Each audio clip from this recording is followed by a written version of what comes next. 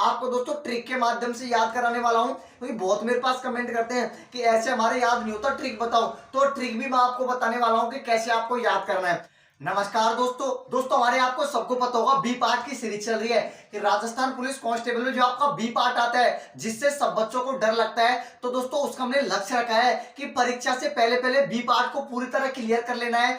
अब की बार B part ही selection दिला सकता है, तो बी पार्ट में ज्यादा से ज्यादा क्वेश्चन सही करने के लिए आपको क्या करना है, रोजाना रोजाना हमारी जो क्लास आती है उस क्लास को जरूर देखना है। अब की बार बी पार्ट से नहीं डरना, बी पार्ट ही अब की बार वर्दी दिलाने वाला है। तो आज का जो हमारा टॉपिक है दोस्तों वो है भारत की जो भी प्रमुख नदियां हैं, ध्यान से सुन लेना, जो भी प्रमुख नदियां हैं उनके उद्गम स्थल। दोस्तों मैं आपको बता दूं बी पार्ट में सिर्फ वो टॉपिक करवाऊंगा जहां से क्वेश्चन बनते हैं। अब आपका समय बर्बाद नहीं करूंगा, क्योंकि आपको पता होगा दोस्तों आपके पास 55 से 60 दिन बचे हैं, तो 60 दिन में हम वो टॉपिक पढ़ेंगे जहां से क्वेश्चन बनते हैं। तो एक टॉपिक तो हमने क्लियर करवा दिया है, उस टॉपिक का नाम था भारत की जो भी कृषि है दोस्तों, मतलब कि फसल के उत्पादन में प्रथम राज्य। इसके अलावा दोस्तों कृषि विधियां, ये मैंने आपको करवा दिया, वो वीडियो नहीं देखी है तो डिस्क्रिप्शन में लिंक दे दूंगा, या चैनल पे जाके आप देख सकते हो। आज का वीडियो है दोस्तों जो भी नदियां हैं उनके उद्गम स्थल, बी पार्ट में सबसे ज्यादा क्वेश्चन पूछे जाते हैं यहीं से, तो बी पार्ट को बिल्कुल हम क्लियर करने वाले हैं। तो वीडियो को पहली बार देख रहे हो दोस्तों तो चैनल को सब्सक्राइब करके घंटी वाले चिन्ह को जरूर दबा लेना, जिससे सबसे पहले आपको वीडियो मिल सके। आपको दोस्तों ट्रिक के माध्यम से याद कराने वाला हूं, क्योंकि बहुत मेरे पास कमेंट करते हैं कि ऐसे हमारे याद नहीं होता, ट्रिक बताओ। तो ट्रिक भी मैं आपको बताने वाला हूं कि कैसे आपको याद करना है। तो दोस्तों जो नदियां हैं वो नदियों के मैं उद्गम स्थल आपको बता देता हूं। कई बार दोस्तों हर शिफ्ट में एक क्वेश्चन पूछा गया था नदियों के उद्गम स्थल से, तो ये टॉपिक क्लियर कर देंगे। बी पार्ट को लेकर पूरा डाउट क्लियर करने वाला हूं। जब तक आपकी एग्जाम लगेगी ना उससे पहले पहले बी पार्ट का आपका डाउट क्लियर कर दूंगा। तो नदियां दोस्तों मैंने एक बगल लिख दी है नदियां, और दूसरी बगल लिख दिया है उद्गम स्थल। जो नीले पेन से लिखे हैं वो तो है प्रमुख नदियां, और जो लाल मतलब कि रेड पेन से लिखे हैं वह है उद्गम स्थल। तो जो दोस्तों तीन नदियां हैं, सिंधु नदी, ब्रह्मपुत्र नदी और सतलज नदी, ये तीनों की तीनों दोस्तों जो नदी निकलती है वो निकलती है मानसरोवर झील से। कौन सी झील से दोस्तों? मानसरोवर झील से निकलती है। कौन कौन सी नदी? सिंधु नदी, ब्रह्मपुत्र नदी और सतलज नदी। इंपोर्टेंट नदी है, लेकिन ज्यादातर का डाउट आता है कि ट्रिक बताओ, ऐसे याद हम पे नहीं होता है। तो ट्रिक मैं आपको बता देता हूं दोस्तों। कोई भी व्यक्ति है, मतलब कि सिद्ध व्यक्ति, ब्रह्म व्यक्ति और सत्य बोलने वाला व्यक्ति, ध्यान से सुन लेना, मैं ट्रिक बता रहा हूं।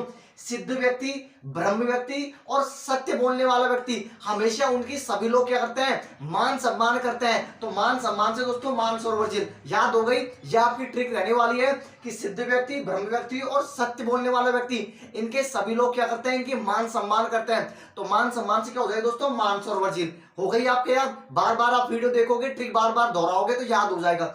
दूसरे नंबर पे आते हैं दोस्तों, चौथे नंबर पे तीन नदियां, पहली, दूसरी, तीसरी, तीनों की तीनों नदियों का मैंने उद्गम स्थल आपको बता दिया। यदि यहां से पूछेगा तो आपको दिमाग के अंदर आ जाएगा मानसरोवर झील। आगे चलता हूं, चौथे नंबर पे जो नदी आती है हमारी वो है रावी नदी और व्यास नदी। चौथे नंबर पे रावी नदी, पांचवें नंबर पे व्यास नदी। इनका दोस्तों उद्गम स्थल वो है रोहतांग दर्रा। बहुत ही इंपोर्टेंट है, रोहतांग दर्रा से जो झील दोस्तों नदी निकलती है। अब इनको याद कैसे करें दोस्तों? याद करने की ट्रिक है कि एक व्यक्ति है जिसका नाम है रावी। क्या नाम है? रावी नाम का व्यक्ति है। और व्यास, रावी व्यास, क्या नाम है दोस्तों? रावी व्यास नाम का व्यक्ति है। लेकिन वो हमेशा क्या करता है? हमेशा रोता रहता है। क्या करता है? हमेशा रोता रहता है। तो रावी नदी और व्यास नदी रोहता से क्या हो जाएगा दोस्तों? रोहतांग दर्रा। कौन से दर्रे से निकलती है? रोहतांग दर्रे से निकलती है। तो मैंने आपको ट्रिक बता दिया है। रावी व्यास नाम का एक व्यक्ति है, रावी व्यास नाम का एक व्यक्ति है जो हमेशा रोता रहता है। तो रोहतांग दर्रा, रावी नदी, व्यास नदी, रोहतांग दर्रा। तो आपको कितनी नदी? 5 नदी मैंने याद करवा दी है। छठी नदी की तरफ चलता है। छठी नदी है गंगा नदी। आपको सबको पता होगा गंगा नदी गंगोत्री से निकलती है, यमुना नदी यमुनोत्री से निकलती है। तो जो गंगा नदी है दोस्तों, गंगोत्री हिमालय से निकलती है, और यमुना नदी यमुनोत्री ग्लेशियर से निकलती है। तो आपको मैंने कितनी नदी? 7 नदी आपको मैंने याद करवा दी ट्रिक के माध्यम से। आगे चलता हूं दोस्तों, अगली नदी हमारी 8वें नंबर पे चंबल नदी। तो आपको सबको पता होगा जो भी राजस्थान पुलिस की तैयारी कर रहा है कि चंबल नदी कहां से निकलती है। ये नदी निकलती है जाना पाओ की फाड़ी मध्य प्रदेश से। कहां से दोस्तों? जाना पाओ की फाड़ी महू जिला मध्य प्रदेश से निकलती है। कौन सी नदी? चंबल नदी। ये तो आपको सबको याद है, ट्रिक की कोई जरूरत नहीं है। आगे आती है दोस्तों कृष्णा नदी। तो कृष्णा नदी कहां से निकलती है दोस्तों? निकलती है महालेश्वर की पहाड़ी पश्चिम घाट से। कहां से दोस्तों? महालेश्वर से। अब इसको याद कैसे करेंगे? जो कृष्ण भगवान था दोस्तों, कौन कृष्ण भगवान था, वो एक महान व्यक्ति थे। कौन थे? महान पुरुष थे, महान व्यक्ति थे, महान भगवान है कृष्ण भगवान। तो मैं आपको ट्रिक बता रहा हूं, ठीक है? तो कृष्ण भगवान कहते हैं महान थे, तो कौन सी दोस्तों? महालेश्वर से निकलती है कृष्ण नदी। आपको याद होगी। आगे चलता हूं, 10वें नंबर पे ताप्ती नदी। कौन सी दोस्तों? ताप्ती नदी। कहां से निकलती है? मुल्ताई से निकलती है। कहां से निकलती है? मुल्ताई से। अब याद कैसे करें? ताप्ती से हो जाए दोस्तों ताती, मतलब कि थोड़ी दोस्तों, ताती यानी गर्म, ठीक है? और ताई यानी ताई, जो हमारी ताई है वो थोड़ी ताती है, मतलब कि थोड़ी गर्म है। तो आपको याद हो गएगा, ताप्ती यानी ताई और मुल्ताई यानी क्या हो जाएगा दोस्तों? ताई। तो ताई से क्या याद हो जाएगा? मुल्ताई। और ताप्ती से क्या हो जाएगा? ताप्ती नदी। तो ये भी आपको याद होगी कि ताप्ती नदी कहां से निकलती है? मुल्ताई से निकलती है। आगे चलता है, 11वें नंबर पे जो नदी है दोस्तों वह है गोदावरी नदी। कौन सी नदी है? गोदावरी नदी है। अब ये कहां से निकलती है दोस्तों? निकलती है त्र्यंबकेश्वर से, नासिक त्र्यंबकेश्वर से निकलती है। लेकिन याद कैसे करेंगे? तो याद रखना, 3 व्यक्ति है जिनको क्या उठा लिया? गोदी में उठा लिया। कोई भी व्यक्ति है जिन्होंने एक ही व्यक्ति ने तीनों को गोदी में उठा लिया, तो 3 से क्या हो जाएगा दोस्तों? त्र्यंबकेश्वर, और गोदी से क्या हो जाएगा? गोदावरी। आपको ये भी याद होगी कि एक व्यक्ति है जिन्होंने 3 व्यक्तियों को गोदी में उठा लिया, तो क्या हो जाएगा? गोदी से जो हो जाएगा गोदावरी, और 3 से क्या हो जाएगा? त्र्यंबकेश्वर नदी। तो ये भी आपके याद होगी गोदावरी भी। आगे चलता हूं, नर्मदा नदी। कौन सी नदी? नर्मदा नदी। ये निकलती है अमरकंटक की पहाड़ी से। कहां से दोस्तों? अमरकंटक की पहाड़ी से निकलती है नर्मदा नदी। और जो सोन नदी है, सोन नदी भी निकलती है अमरकंटक की पहाड़ी से। तो याद कैसे करें दोस्तों? याद करने की ट्रिक है, कैसे याद करें? तो नर्मदा से हो जाएगा दोस्तों मर्द। एक मर्द है, वो कैसा है? सोने जैसा है। और जो दोस्तों मर्द सोने जैसा होगा उसको सभी लोग याद करते हैं। क्या करते हैं? वो हमेशा अमर रहता है, उसको सभी लोग याद करते हैं। तो अमर से तो क्या हो जाएगी?